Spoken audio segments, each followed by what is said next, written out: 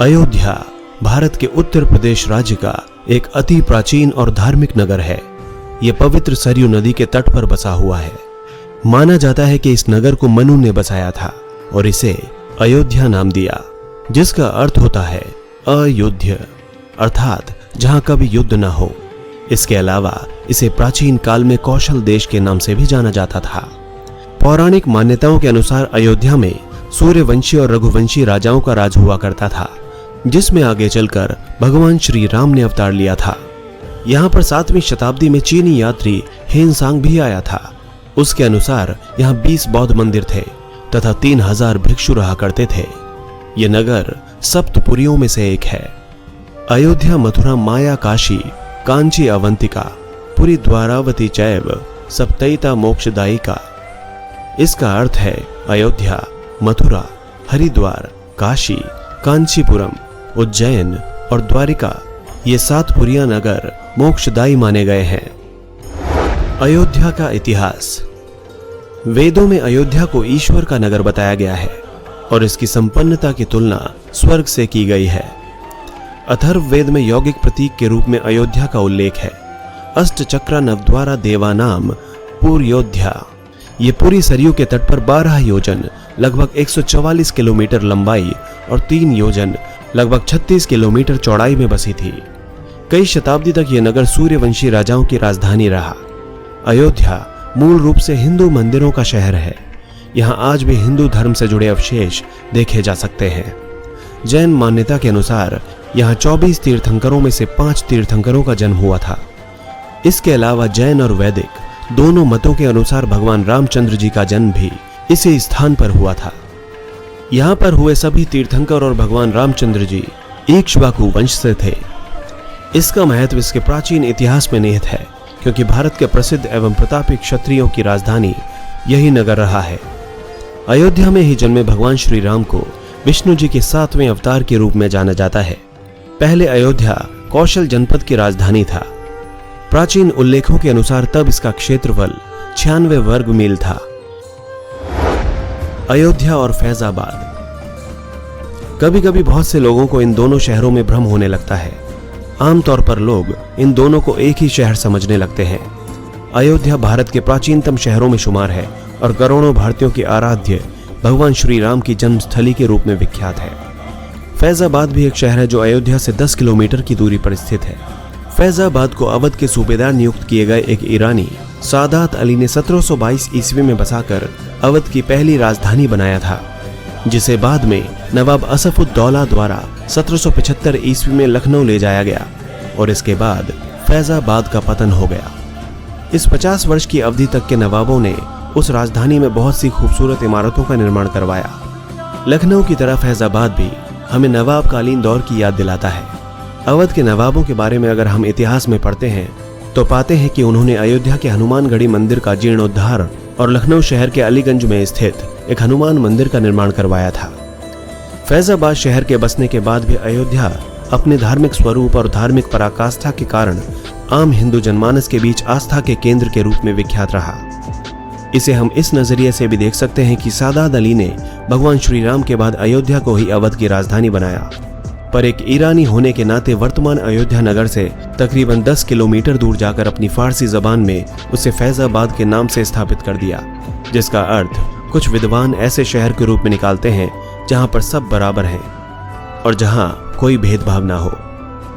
ये एक तरह से महाकवि गोस्वामी तुलसीदास द्वारा रचित रामचरितमानस में वर्णित राम राज्य की अवधारणा से मेल खाता है।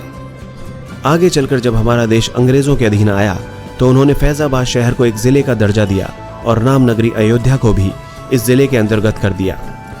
आगे चलकर योगी आदित्यनाथ की सरकार ने अयोध्या शहर को जिला घोषित कर दिया और फैजाबाद शहर को उसका प्रशासनिक मुख्यालय बना दिया।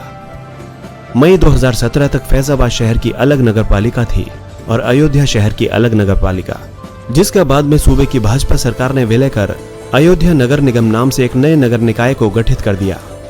फैजाबाद एक बहुत ही खूबसूरत और ऐतिहासिक शहर है। लखनऊ के बाद ये दूसरा शहर है जिसकी इमारतें नवाबकालीन दौर को फिर से जीवंत कर देती हैं। इस शहर को बहुत से साहित्यकारों, कवियों और स्वतंत्रता सेनानियों की जन्मभूमि और कर्मभूमि होने का गौरव प्राप्त है। रामायण का पहली बार उर्दू में अनुवाद करने वाले महान उर्दू कवि और पेशे से वकील पंडित ब्रजनारायण चकबस्त का जन्मस्थल और कर्मस्थल भी फैजाबाद ही था। मुख्य आकर्षण: प्राचीन नगर अयोध्या के अवशेष खंडर के रूप में रह गए थे, जिसमें कहीं कहीं कुछ अच्छे मंदिर भी बचे हुए थे। लेकिन 9 नवंबर 2019 को सुप्रीम कोर्ट के ऐतिहासिक फैसले के बाद अब यहां पर एक भव्य राम मंदिर बनने जा रहा है। यह नया मंदिर बनने तक रामलला मूर्ति को जन्म स्थान से स्थानांतरित कर एक अस्थायी मंदिर में प्रतिस्थापित कर दिया गया है। वर्तमान अयोध्या के प्राचीन मंदिरों में सीता रसोई तथा हनुमानगढ़ी मुख्य हैं। कुछ मंदिर 18वीं तथा 19वीं शताब्दी में बने थे, जिनमें कनक भवन, नागेश्वर नाथ तथा दर्शन सिंह मंदिर दर्शनीय है। इसके अलावा यहाँ कुछ जैन मंदिर भी हैं। भगवान श्री राम की लीला के अतिरिक्त अयोध्या में श्री हरि के अन्य 7 प्राकट्य हुए हैं, जिन्हें सप्त हरि के नाम से जाना जाता है। अलग अलग समय देवताओं और मुनियों की तपस्या से प्राकट्य हुए। इनके नाम भगवान गुप्त हरि, विष्णु हरि, चक्र हरि, पुण्य हरि, दर्शन हरि, धर्म हरि और बिल्व हरि है। शहर के पश्चिमी हिस्से में स्थित रामकोट अयोध्या में पूजा का प्रमुख स्थान है। यहाँ भारत और विदेश से आने वाले श्रद्धालुओं का साल भर आना जाना लगा रहता है। मार्च अप्रैल में मनाया जाने वाला रामनवमी पर्व यहाँ बड़े उत्साह और धूमधाम से मनाया जाता है। हनुमानगढ़ी। अयोध्या को भगवान राम की नगरी कहा जाता है। मान्यता है कि यहाँ हनुमान जी सदैव वास करते हैं। इसीलिए अयोध्या जाकर भगवान राम के दर्शन से पहले भक्त हनुमान जी के दर्शन करते हैं। यहाँ का सबसे प्रमुख हनुमान मंदिर हनुमानगढ़ी के नाम से प्रसिद्ध है। यह मंदिर राजद्वार के सामने ऊंचे टीले पर स्थित है। कहा जाता है कि हनुमान जी यहाँ एक गुफा में रहते हैं और राम जन्मभूमि और रामकोट की रक्षा करते हैं। मान्यता है कि हनुमान जी को रहने के लिए यही स्थान दिया गया था। प्रभु श्री राम ने हनुमान जी को यह अधिकार दिया था कि जो भी भक्त मेरे दर्शनों के लिए अयोध्या आएगा, उसे पहले तुम्हारे दर्शन करने होंगे। यहाँ आज भी छोटी दीपावली के दिन आधी रात को संकट मोचन का जन्म दिवस मनाया जाता है। ये मंदिर एक टीले पर स्थित है, जिस कारण यहाँ तक पहुँचने के लिए लगभग 76 सीढ़ियों को चढ़ना पड़ता है। इसके बाद पवन पुत्र हनुमान जी की 6 इंच की प्रतिमा के दर्शन होते हैं, जो हमेशा फूल मालाओं से सुशोभित रहते हैं। मुख्य मंदिर में बाल हनुमान के साथ अंजनी माता की भी प्रतिमा है। श्रद्धालुओं का मानना है कि इस मंदिर में आने से उनकी सारी मनोकामनाएं पूर्ण हो जाती हैं। इस मंदिर के निर्माण के पीछे एक कथा प्रचलित है। सुल्तान मंसूर अली खां अवध का नवाब था। एक बार उसका एकमात्र पुत्र गंभीर रूप से बीमार पड़ गया। प्राण बचने के आसार बहुत ही कम थे। रात्रि की कालीमा गहराने के साथ ही उसकी नाड़ी उखड़ने लगी और सुल्तान ने थक हार कर संकट मोचन हनुमान जी के चरणों में माथा रख दिया। इसके बाद सुल्तान के पुत्र की धड़कनें दोबारा शुरू हो गईं। अपने इकलौते पुत्र के प्राणों की रक्षा होने पर अवध के नवाब मंसूर अली खां ने बजरंगबली के चरणों में माथा टेककर उन्हें कोटि कोटि प्रणाम किया। बाद में नवाब ने न केवल हनुमानगढ़ी मंदिर का जीर्णोद्धार कराया, बल्कि ताम्रपत्र पर लिखकर यह भी घोषणा की कि कभी भी इस मंदिर पर किसी राजा या शासक का कोई अधिकार नहीं रहेगा और न ही यहाँ के चढ़ावे से कोई कर वसूल किया जाएगा।